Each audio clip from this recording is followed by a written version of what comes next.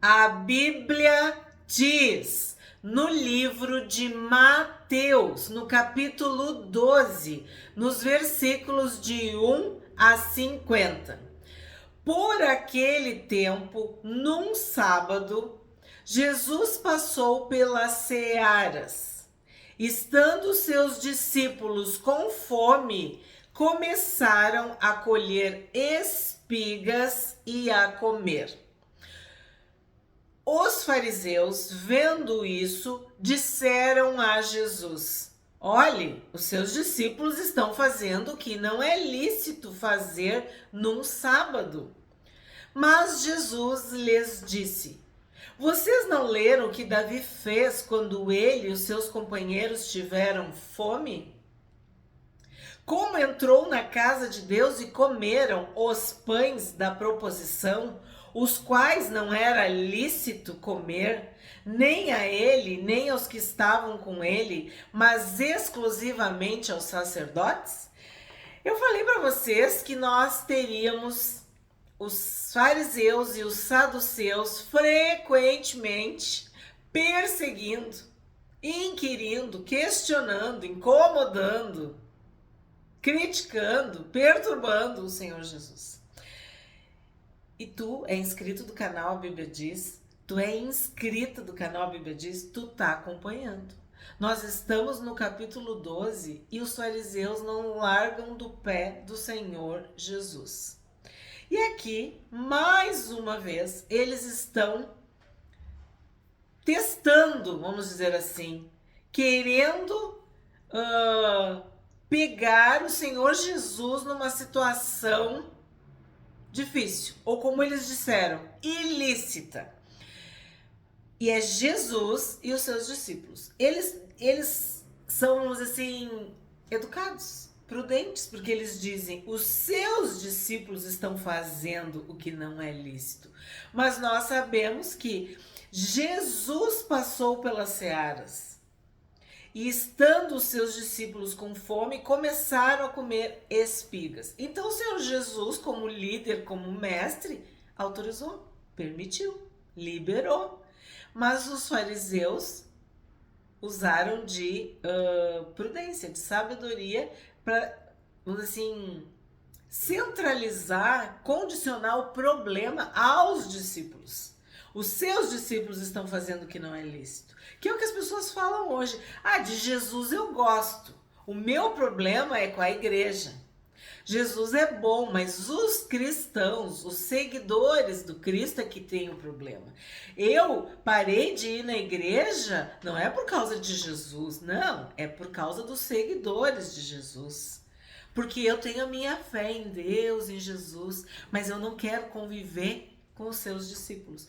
Então, aqui tu vê o estratagema, uma artimanha dos fariseus de culpar, responsabilizar os discípulos. Mas é óbvio que eles estavam querendo atingir o mestre, porque é Jesus que mandava, que liderava, que tinha autoridade sobre os seus discípulos. Eles não poderiam fazer nada sem a anuência e a permissão do Senhor Jesus. E isso é muito importante, porque é o que nós, como filhos e filhas de Deus, como seguidores do Cristo, devemos fazer. A gente não deve fazer o que dá na nossa cabeça, mas pedir autorização do mestre, do rabi, do Senhor. Então, Jesus, com toda a autoridade que lhe foi dada, ele responde: vocês não conhecem as Escrituras? Vocês não sabem o que está escrito em 1 Samuel 21, de 1 a 16? Vocês não são fariseus, mestres da lei? Vocês não sabem das Escrituras? Olha o que Jesus pergunta para eles. Vocês não leram o que Davi fez quando ele e os seus companheiros tiveram fome? Então, eu tenho dito para vocês desde que a gente começou a estudar o Pentateuco, a Bíblia que o Senhor Jesus lia, né? Era a lei e os profetas. Então Jesus lia a Bíblia. Jesus sabia o que a Bíblia dizia. E os fariseus muitas vezes só repetiam tradições, doutrinas de homens. E é aquilo que a gente viu no capítulo passado.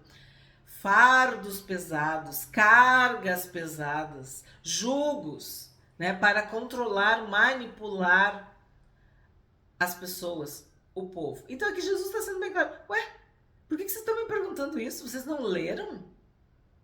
Vocês não conhecem? O que Davi, o rei Davi, fez?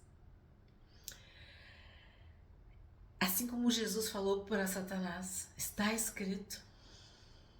Isso para nós é o que mais nos interessa. O que nós estamos fazendo aqui juntos, diariamente no YouTube? Não é lendo a Bíblia, não é sabendo o que a Bíblia está mostrando, a gente está buscando, a gente está aprendendo, a gente está conhecendo o que a Bíblia diz. Vocês não leram o que Davi fez? Então, é o que eu pergunto para ti. Tu já leu a Bíblia toda? Tu conhece a palavra de Deus? Tu conhece as instruções, as verdades, os decretos, juízos, mandamentos, as palavras do Deus que tu diz, que segue, que serve e que tu ama? Tu já leu horrores de livros, revistas, passa horas e horas na internet, no celular, conversando, jogando, não sei, mas eu te pergunto, o tempo que tu tá dando para Bíblia é a mesma coisa aqui. Os fariseus, eles estavam sempre falando, dizendo que isso podia, isso não podia, como agora, isso é lícito, não é lícito. Mas vocês não leram o que estava escrito na Bíblia? Então essa pergunta aqui cabe para cada um de nós. Que nós precisamos saber o que a Bíblia diz. E é isso que a gente está fazendo aqui todo dia um pouquinho, aprendendo todo dia um pouquinho mais do que a Bíblia diz. Mas eles não pararam por aí. Ou vocês não leram na lei que aos sábados os sacerdotes no templo profanam o sábado e ficam sem culpa? Pois eu lhes digo que aqui está quem é maior do que o templo.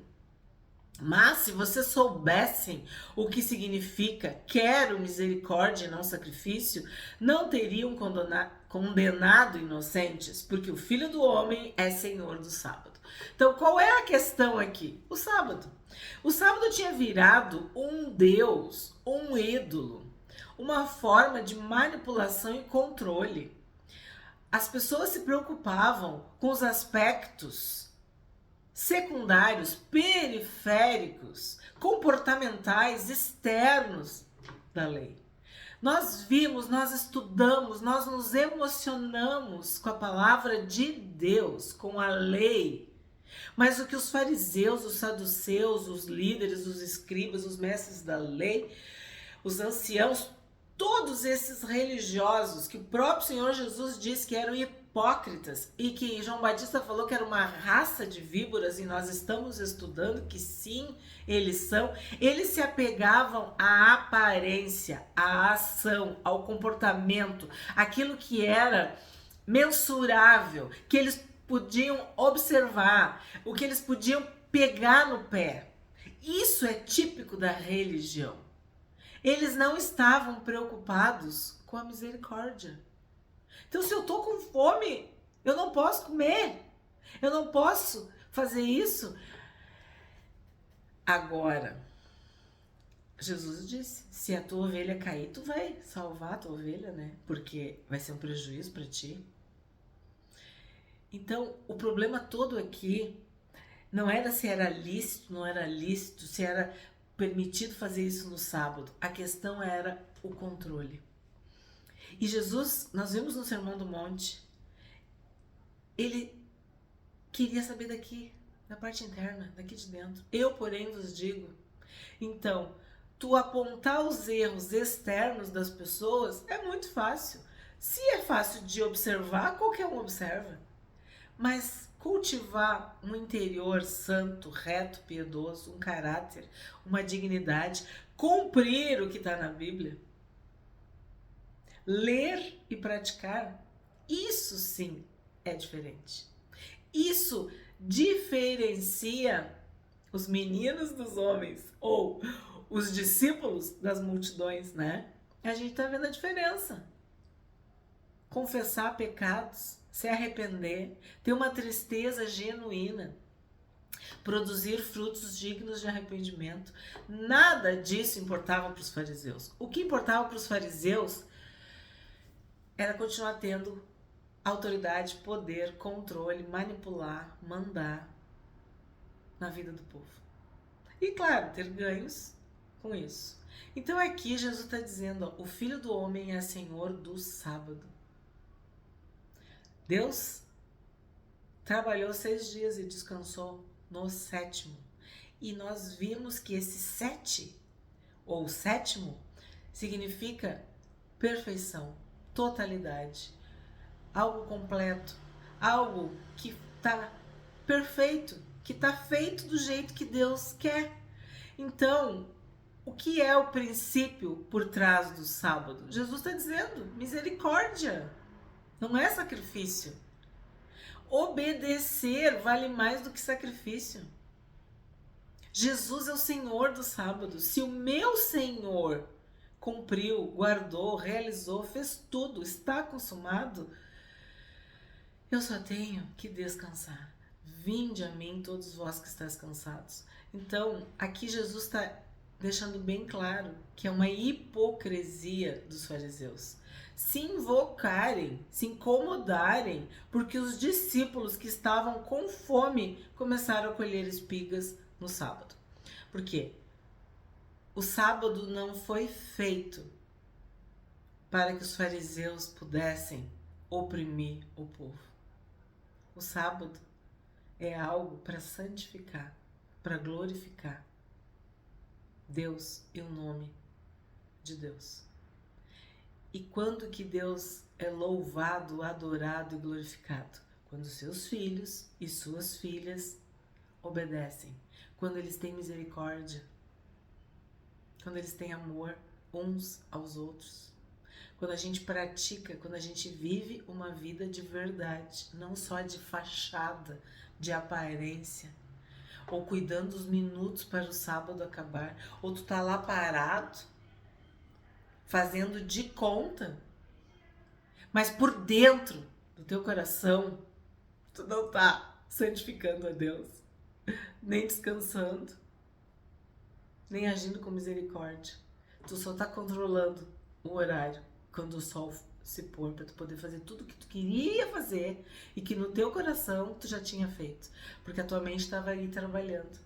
Então isso é uma hipocrisia. Então, tu aparenta que tá guardando o sábado, tu aparenta que tá santificando aquele dia, tu tá aparentando para os outros que tu ama o descanso, que aquele descanso é abençoado, mas não. Aquilo ali para ti é uma tortura, como nós vimos na lei, que Deus dizia, vocês não vão trabalhar nesse dia. E o povo fazia de tudo para burlar, porque eles queriam trabalhar, queriam lucrar, queriam ganhar dinheiro, queriam fazer tudo, menos obedecer a Deus. Então aqui o Senhor Jesus está dizendo, ó, o Filho do Homem é Senhor do sábado. É Ele que manda, Ele é soberano. E nós, seus filhos, devemos obedecer a Deus e não aos homens, não às tradições, não às doutrinas humanas, não aos fardos, aos julgos que os fariseus colocavam.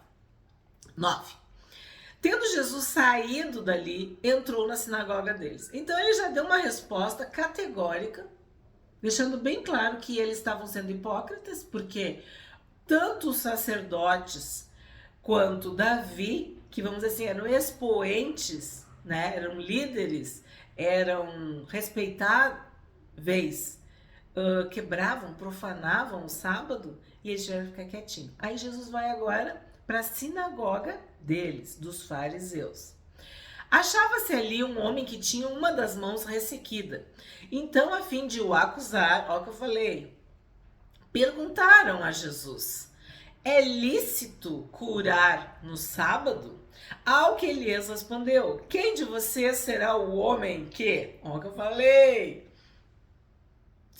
tendo uma ovelha e num sábado esta cair numa cova, não fará todo esforço para tirá-la dali? Então tu imagina eles questionando Jesus, que estava no Gênesis. Façamos o homem, né? Deus criou, o Espírito se movia, ele usou a palavra para criar. Então, quer dizer, tem que ouvir dos fariseus sobre o sábado. É lícito curar no sábado? E aí Jesus vem assim, ó, na ferida, no alvo, que eles eram avarentos, gananciosos, ambiciosos. O Deus deles era o dinheiro, né? Onde está o teu tesouro, está o teu coração. Então eles queriam dinheiro. E aí Jesus vai direto, a tua ovelha. Porque para nós talvez fique distante isso, mas a ovelha, o gado, o rebanho, era riqueza, era sobrevivência, era status, era poder, era o que eles tinham, né? Então Jesus vai direto. Tu não vai fazer todo o esforço para tirar ela da cova?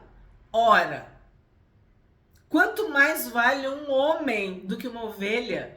Logo, é lícito nos sábados fazer o bem. Aqui, ó, matou, acabou, zerou, explicou. O que tu tem que fazer no sábado? O bem. Só que não é só no sábado. A vontade de Deus é que todo dia, que quando a gente acorde, a gente queira fazer o bem. Que a gente tenha misericórdia das pessoas que estão conosco à nossa volta. Isso não é só no sábado. Mas nós precisamos descansar.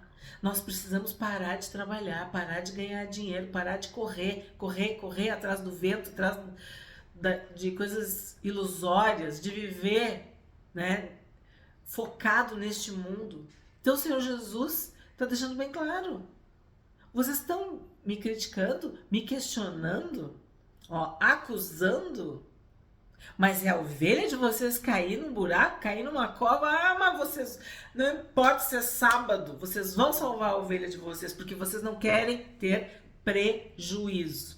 Então Jesus disse ao homem, estenda a mão. O homem estendeu a mão e ela foi restaurada e ficou sã como a outra. Mas os fariseus, saindo dali, conspiravam contra ele, procurando ver como matariam. Então, eu guardo o sábado, mas eu quero matar Jesus. Tu tá entendendo a loucura, o desequilíbrio? É isso que a religião faz. A religião faz a pessoa se agarrar num item, numa parte, e esquecer o todo. E esquecer a verdade. E esquecer o relacionamento. É isso. Eles tinham misericórdia do homem com a mão ressequida? Não. Não. A lei era mais importante. Não a lei de Deus, a lei dos homens, as regras. É isso que eu estou tentando explicar para vocês. Eles colocaram muitas coisas em cima da lei. Jesus, assim, ó, ele deixa bem claro. É lícito curar no sábado? Sim, é lícito curar no sábado. É lícito fazer o bem no sábado. É lícito tu agir com misericórdia no sábado. Esse deve ser o nosso maior princípio. Obediência, bondade, misericórdia, amor, santidade, humildade diante de Deus, daquilo que Ele nos mostra. 15. Mas Jesus, sabendo disto, afastou-se dali. Porque assim, não era o tempo dele morrer, né? Então os fariseus estavam conspirando, queriam matá-lo. Mas não era o tempo. Então, ele se afastou.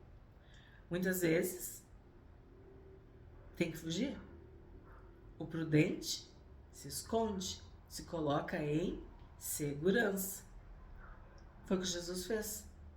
Muitos o seguiram e a todos ele curou, advertindo-lhes, porém, que não o expusessem à publicidade. Muitas pessoas me perguntam, mas por que Jesus fazia isso? Porque não era o tempo. Porque as coisas não podem ser antecipadas, precipitadas. Não, havia um tempo. Lembra que ele falou para João Batista? Temos que cumprir toda a justiça. Muitas coisas tinham que acontecer antes da cruz. Isso aconteceu para se cumprir o que foi dito por meio do profeta Isaías. Eis aqui o meu servo que escolhi, o meu amado em quem a minha alma se agrada. Farei repousar sobre ele o meu espírito e ele anunciará juízo aos gentios. Não entrará em discussões, nem gritará, nem fará ouvir nas praças a sua voz. Não esmagará a cana quebrada, nem apagará o pavio que fumega, até que faça vencedor o juízo. E no seu nome os gentios colocarão a sua esperança. Então aqui a gente está vendo que Mateus tem esse cuidado de mencionar as profecias do Antigo Testamento que se cumprem em Jesus.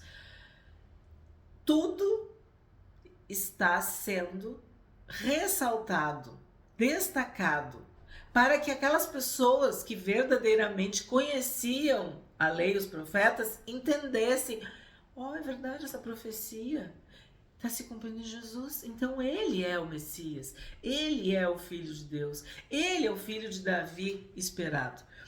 E aí, o que está sendo falado aqui para nós? Isaías 42, de 1 a 4, que é esse texto que eu li, que na minha Bíblia está entre aspas. Se na tua também estiver entre aspas, quer dizer que é uma citação, né, literal do profeta Isaías. Jesus curou a todos. Jesus não veio para discutir, não entrará em discussões, não veio para discutir, não veio para gritar, não veio para se exaltar nas praças, não veio para esmagar, sabe? Para ferir quem já estava ferido, para machucar quem já estava machucado, não. Vinde a mim todos vós que estáis cansados e sobrecarregados, e eu vos aliviarei. Eu vim para salvar. Eu vim para as ovelhas perdidas da casa de Israel. Eu vim para as ovelhas que não têm pastor. Ele não ia tripudiar, sabe? Como os fariseus, como os saduceus. O povo estava cansado. Jesus veio para curar. Jesus veio para libertar. Jesus veio para salvar. Jesus veio para perdoar pecados. E para dizer, tu pode ser santo, viver uma vida santa. Porque ele dizia, teus pecados estão perdoados.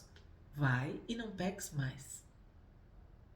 Então Jesus perdoou pecados, salvou pessoas e curou a todos. Isso aqui que a gente tem que destacar. 22. Então trouxeram a Jesus um endemoniado, cego e mudo. Jesus o curou e o homem passou a falar e a ver. Então aqui está bem claro, o demônio é que estava impedindo aquela pessoa de falar e ver. E toda a multidão se admirava e dizia, não seria este, por acaso, o filho de Davi? Mas os fariseus, ouvindo isto, diziam, este não expulsa demônios, senão pelo poder de Beelzebul, o maioral dos demônios. Então assim, eu já tenho que dar uma paradinha aqui. Eles mesmos estão dizendo que ele expulsou o demônio. Só que a cegueira é tanta que, igual os outros dois episódios, os dois que a gente viu, o das espigas e o da mão ressequida. Então, eles não têm misericórdia, eles não têm amor, eles não têm compaixão. Não importa se tu tá com fome, não importa se tu tá doente, tu tem que cumprir a regra, né? E agora, a pessoa tá endemoniada, a pessoa não fala, a pessoa não vê. E Jesus cura, liberta. Ó, Jesus o curou e o homem passou a falar e a ver. Eles não estão. Não. Coração duro. Cegueira, né? Espiritual. E aí qual é a resposta dos fariseus? Ele expulsa demônios. Entende? Eles estão dizendo que Jesus expulsa, mas estão dizendo que expulsa pelo maioral dos demônios. Mas Jesus, sabendo o que eles pensavam, o nosso Deus é onipotente, onipresente e onisciente. Disse-lhes, todo reino dividido contra si mesmo ficará deserto, e toda cidade ou casa dividida contra si mesma não subsistirá. Se Satanás expulsa Satanás, está dividido contra si mesmo. Como então o seu reino subsistirá? Se eu expulso os demônios por Beelzebul, por quem os filhos de vocês os expulsam? Por isso, eles mesmos serão os juízes de vocês. Se, porém, eu expulso os demônios pelo Espírito de Deus, certamente é chegado o reino de Deus sobre vocês. Ou como pode alguém entrar na casa do valente e roubar-lhe os bens sem primeiro amarrá-lo?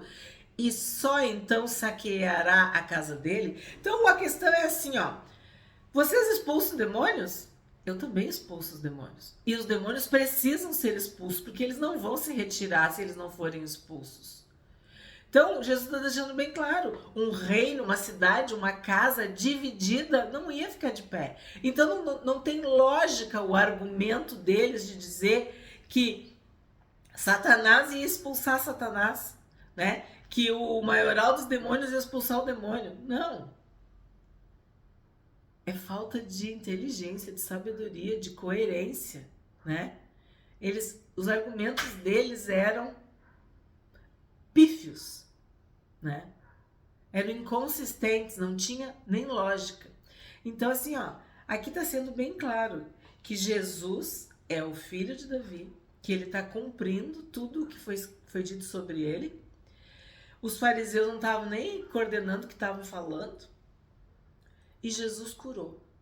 Isso é o que nos importa. Jesus expulsou os demônios. Jesus estava fazendo a obra de Deus. 30. Quem não é por mim é contra mim, e quem comigo não ajunta, espalha. Eu amo esse versículo, porque muitas pessoas se colocam num pedestal, num degrau, num pódio de superioridade e dizem, porque aquela igreja ali não é de Deus. Olha o que eles fazem, olha aqui o que eles não fazem, olha isso, olha aquilo. Jesus está dizendo, ó, quem comigo não ajunta, espalha. Ou tu é de Deus ou tu não é de Deus. Ou tu prega em nome de Jesus e tu faz a obra, tu segue a Bíblia, ou tu não faz. Então, tá expulsando o demônio, tu tá libertando as pessoas, tu tá curando, e isso tá sendo feito em nome de Jesus, então tu tá fazendo a obra, o ministério de Jesus. Porque quem comigo não ajunta, espalha. Ou tu tá no time de Jesus ou tu não tá. Ou tu faz o que Deus quer ou tu não faz. Por isso, digo a vocês que todo pecado e blasfêmia serão perdoados aos homens, mas a blasfêmia contra o Espírito não será perdoada. Se alguém disser alguma palavra contra o Filho do homem, isso lhe será perdoado. Mas se alguém falar contra o Espírito Santo, isso não lhe será perdoado, nem neste mundo, nem no porvir. Então, o que é esse pecado? Que, meu Deus, isso aqui dava tratados e tratados de teologia. Para mim, é claro, Jesus está dizendo, o contexto todo é o quê? Tu tá atribuindo a obra de Deus a Satanás. Tu tá falando contra o próprio Espírito Santo. Porque o que eles estavam fazendo ali? Eles estavam dizendo que Jesus estava expulsando os demônios através do maioral dos demônios. Então eles estavam vendo o poder de Deus e estavam atribuindo ao mal, ao maligno, às trevas. Então, quem opera, quem constrange, quem convence, quem santifica é o Espírito que é santo. Quem intercede por nós com gemidos inexprimíveis é o Espírito Santo. Quem nos faz lembrar da palavra é o Espírito Santo. Quem nos ensina a palavra é o Espírito Santo. Quem nos conforta, nos consola, nos sustenta, nos fortalece é o Espírito Santo. Então, se tu fala contra o Espírito Santo, tu tá tornando nula. Tu não tá conseguindo acessar toda esta obra, porque tu tá blasfemando contra aquele que faz o processo em ti de santificação, de salvação, de libertação, de cura. É tudo através do Espírito Santo. Então é isso que Jesus está dizendo. Se tu disser alguma palavra contra o Espírito Santo, isso não vai ser perdoado. Por isso que nós devemos ter temor.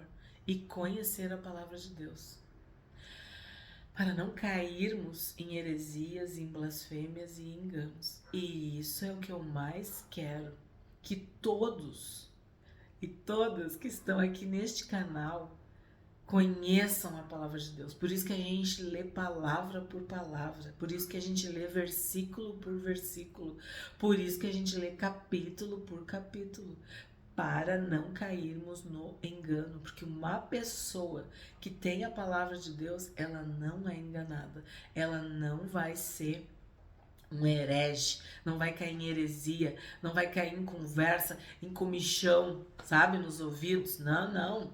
Tu vai estar enraizado na palavra de Deus. 33. Tornem a árvore boa e o seu fruto será bom. Ou tornem a árvore má e o seu fruto será mau. Porque pelo fruto se conhece a árvore. Aqui é outra coisa importantíssima. Eu falo sempre para vocês que me seguem, que são inscritos, não é blá blá blá, não é conversa fiada, não é pelo muito falar que tu vai ser ouvido, não. A verdade é uma pessoa, é o Senhor Jesus, e ela está revelada na palavra. Então é pelos frutos que a gente conhece a árvore. Raça de víboras, então. Os fariseus eram raça de víboras. Como vocês podem falar coisas boas sendo maus? Porque a boca fala do que está cheio o coração. A pessoa boa tira do tesouro bom coisas boas, mas a pessoa má do mau tesouro tira coisas más. A boca fala do que está cheio o coração. O peixe morre pela boca. Deixa a pessoa falar um pouco que tu vai saber. Ela mesma vai se enlear. Ela mesma vai tropeçar nas palavras. Ela vai revelar quem ela é. A boca fala do que está cheio o coração. 36. Digo a vocês que no dia do juízo as pessoas darão conta de toda palavra inútil que proferirem, porque pelas suas palavras você será justificado e pelas suas palavras você será condenado. Então, se a minha boca fala palavras inúteis, por que será? É porque no meu coração só tem inutilidades, coisas que não servem para nada. Existia outra tradução que falava palavras frívolas, palavras levianas, depende da tradução. Significa assim, ó, tu pode falar coisas que edificam, tu pode falar palavras que edificam, palavras que curam, e tu pode ter palavras de morte, palavras malignas, palavras duras, cruéis, cortantes. O que sai da tua boca é o que está dentro do teu coração. Por isso que a palavra de Deus tem que habitar ricamente em nós, para que quando a gente abrir a nossa boca, saia palavras boas, palavras temperadas com sal, palavras que glorifiquem a Deus. E a gente tem que se cuidar, porque tudo que a gente fala que não presta, que não vale, eu já contei para vocês, né? Peixe podre, lixo, a gente vai dar conta. Nós devemos pedir perdão diariamente, não só pelos nossos atos, ações, mas também pelas nossas palavras, nossos pensamentos, as intenções do nosso coração, né? E pedir para que, assim como Isaías, que Deus purifique os nossos lábios, que o meditar do nosso coração seja agradável a Deus, porque aí quando a gente falar, a gente vai falar bênçãos. 38. Então alguns escribas e fariseus disseram a Jesus: Mestre, queremos ver algum sinal feito pelo Senhor. Meio desaforo, né? Olha isso. Mas ele respondeu: uma geração perversa e adúltera pede um sinal, mas nenhum sinal lhe será dado senão do profeta Jonas. Então, eles veem um homem da mão ressequida ser curado, não serve esse sinal, né? Eles veem o endemoniado ser liberto e passar a falar e a ver, mas eles não valem. Aí eles chegam, né? E querem um sinal. Como se Jesus tivesse que se submeter. como muitos de nós que exige que Deus cure, que Deus faça, não é assim. Tu pode pedir com humildade, mas a vontade de Deus é soberana. A vontade de Deus é boa, agradável e perfeita. Se tu é filho, se tu é filha, tu te submete. Tu não prova o Senhor teu Deus. Tu não fica colocando Deus na parede. Deus não é teu empregado. Tu não dá ordens. Tu não determina nada. Não. Nós vimos que Moisés pediu para entrar na terra e Deus disse: basta, tu não vai entrar. Jesus pediu: afasta de mim esse cálice. Não, tu vai ter que ir para a cruz. Essa é a tua missão. Paulo disse: tira esse espinho da minha carne. E ele recebeu: não, é a minha graça que te basta. Então, tu tem exemplos na Bíblia. Olha Jó. Quer dizer, tu quer servir a Deus, mas tu não quer o não de Deus? E aí ele chega: mestre, queremos ver algum sinal feito pelo Senhor. E o Senhor diz: não, vocês são uma geração perversa e adúltera. Vocês não vão ter sinal nenhum, a não ser o sinal de Jonas. Qual é o sinal de Jonas? Nós já vimos, é o arrependimento. Arrependam-se, confessem seus pecados, mudem de vida, se convertam dos seus maus caminhos. Porque assim como Jonas esteve 3 dias e 3 noites no ventre do grande peixe, assim o Filho do Homem estará 3 dias e 3 noites no coração da terra.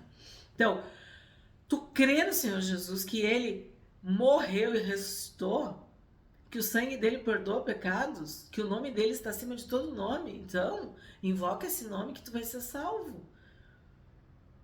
Ninivitas se levantarão no juízo com esta geração e a condenarão, porque se arrependeram com a pregação de Jonas. E aqui está quem é maior do que Jonas. A rainha do sul se levantará no juízo com esta geração e a condenará, porque veio dos confins da terra para ouvir a sabedoria de Salomão. E aqui está quem é maior do que Salomão. Então, o que o Senhor Jesus está dizendo aqui? O sinal que vocês vão receber é: se arrependam. Vocês são pecadores. Tenham sabedoria e escolham a vida, né? Como os ninivitas escolheram. 43. Quando o espírito imundo sai de uma pessoa, anda por lugares áridos procurando repouso, porém não o encontra. Por isso diz: voltarei para a minha casa de onde saí. E voltando, ele a encontra vazia, varrida e arrumada. Então vai e leva consigo outros 7 espíritos, piores do que ele, e entrando habitam ali. E o último estado daquela pessoa se torna pior do que o primeiro. Assim também acontecerá a esta geração perversa. Esse assunto é muito importante. Nós já temos alguns vídeos no canal sobre isso. Eu preciso dizer para vocês assim, porque esse capítulo é muito grande, né? Vocês viram 50 versículos. Então, vou ter que ser sucinta. O demônio não sai porque ele quer. Ele tem que ser expulso. Aquela pessoa morre e ele quer um corpo. Então ele busca, muitas vezes, familiares para continuar, para se perpetuar fazendo mal. O ladrão vem para roubar, matar e destruir. Essa é a obra das trevas. Então Jesus está dizendo que quando o espírito imundo sai de uma pessoa, quer dizer, quando ele é expulso, repreendido, amarrado, sai Satanás. E Satanás foi embora. A gente está vendo quantos demônios, quantos espíritos imundos caídos Jesus expulsou. Então, quando esta pessoa ela é liberta, a casa, né? A casa está vazia. Ela tem que se encher de Deus, se encher do Espírito Santo.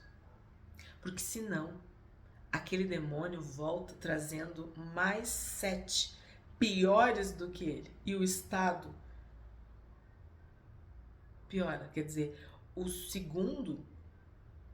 último estado daquela pessoa se torna pior do que o primeiro. Porque há uma hierarquia nas trevas também. Então, ele foi expulso. Agora ele tem que trazer mais fortes do que ele. Porque aquele já tinha sido expulso.